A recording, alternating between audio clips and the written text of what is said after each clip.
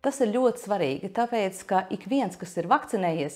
viņam ir jāsaprot, ka viņš pasargā vēl apkārtējos, gan savus piederīgos, gan arī tiem, ar kuriem viņš ir kontaktā, vai tie ir darba biedri, vai tie ir ģimenes locekļi.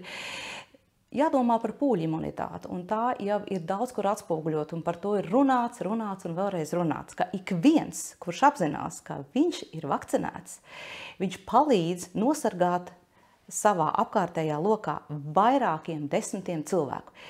Ja vakcinācijas aptvere, jeb tā teikt, tas pārklājums būtu vēl labāks, ko mēs gribētu, un kas Latvijā, diemžēl, šobrīd ir pietiekami zemā līmenī,